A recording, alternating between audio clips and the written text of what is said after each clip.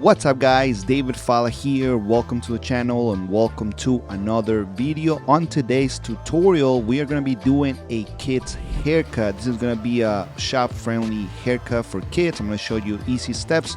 The first thing we're going to go ahead and do is wet the top, make sure the top is fully saturated. And now what we're doing right now, we are taking the profile section. As you can see, I am pulling everything to the center, and the reason is to not waste as much time. I want to show you how I cut kids when I need to cut them quick, and this is one of the ways I do it. Obviously, when you grab this amount of hair, you are compromising a little bit of the precision and control that you have with the hair, but that's why you double check and cross check to make sure that everything is correct. Now I'm taking horizontal sections, I'm cutting the center, and then I'm cutting the sides following whatever guide I had in the center, just to make sure that the top is even. With this step, obviously try to take smaller sections and double check, always cross check. So if you cut everything horizontally, then make sure that you double check vertically or the opposite.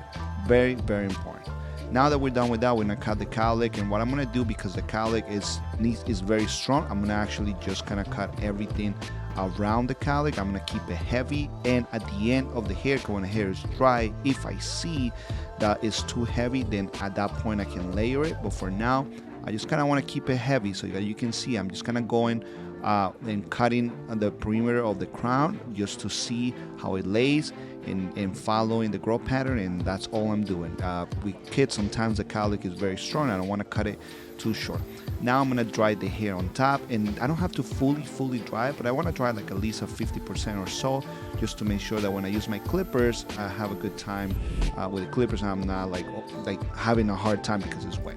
Now I'm going to use a number 3 lever open. In this case, I'm using the Babyliss Low Pro, and lever open. The lever open should start connecting with the top. If you feel like it's not connecting, you can obviously go ahead and use a number 4, a number 5, or number 6, whatever you need to connect. I'm going to close that lever, and we're going to continue our down fading progress. So now I'm not going to go ahead and go all the way to the top. I'm going to stay underneath that guide that I created. How you can see, I can see that weight line that I created, and that's exactly where I want to stop. Now we're going to go ahead and do the other side. And what I like to do with kids, I like to kind of work all around the head really quickly, and the reason is because we don't know how much time we have, right? We might have 10 minutes, we might have 20 minutes, half an hour, we really don't know. So I want to do everything as quickly as possible, and if I have more time because the kid is allowing me to, then I will definitely detail more. Now I'm using the machine with the lever open, and I'm creating a guide. This guide is going to be more for like a mid fade. I don't want to go too high with it either, but obviously I don't want to go too low that I'm going to have a lot of space to fade. I want to have like a more compressed fade, so I don't have to fade a lot.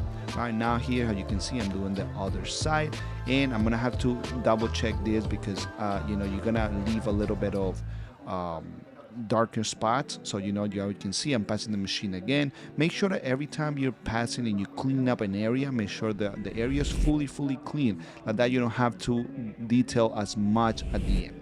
Now I'm doing the 1.5, and I'm continuing the same process. Now what I'm doing is I'm blending that line that you guys see right there, and I'm not going as high as before, so I'm staying right underneath that number 3. And the 1.5 is going to connect with number 3, at least for me. Now we're going to close that lever, but if you feel that it's not connecting, then obviously use a 2. Start with 2 open, then close your lever. I said in my case, because when I cut kids, I try to be as efficient as I can. I try to skip a lot of guards. In this case, we're using the 1/16 or the half, or the 0.5, depending on the company clipper you have. It's gonna be named differently, but it's the same process. This is going to connect with the 1.5. And again, if you feel like you're a beginner and you feel like scared that maybe you're gonna not blend everything correctly, then use the 1. You don't have to skip guards if you're not there yet. At the end of the day, there's no right or wrong at the moment of cutting hair. It's really all about how you feel. Like if you have the experience to skip guards, do it. If you don't, then take the extra couple minute or so to use the other guards. Now that I'm done with the fading part, then I'm going to start shaping out the haircut. In this case, it's going to be square sideburns. We're shaping out the C cup right now. Kind of very natural. I don't want to push it back too much, just enough so it looks nice. The same thing on the back. You can see the growth pattern on the back of the neck is a little bit all over the place. So I'm going to round it. So obviously I'm going to have to push it back a tiny bit, but that's normal. At the end of the day, every time we're creating a line that doesn't exist, obviously we are going to push it back. We don't have to push it back too much, but we have to push it back a little bit, right? That is just the name of the game at this point. The same thing I do the other side. Make sure you use your mirror to make sure that that line that you create on the back is actually even. Sometimes when I look at it, it looks good, but then when I see the client walking out or something, then it looks a little bit different. Now I'm using a little bit of product. In this case, I'm applying something that's a little more matte finish to give it just some texture, putting the hair to the side, but a little bit messy. And how I said, this is a very versatile haircut because you can kind of make it messy. And you know how kids are, they run around, they really like, they start sweating and all that. So you want a haircut that looks good. This is how he looked before, and now this is how he looks now. I would say very nice fade, mid fade that goes very well with his head shape. The top has a lot of texture, a lot of movement. The cowlick is very controlled. And that's it for the haircut, guys. Don't forget to subscribe and like it. Let me know in the comments below what you think about the video, and I'll see you guys on the next one. Take care.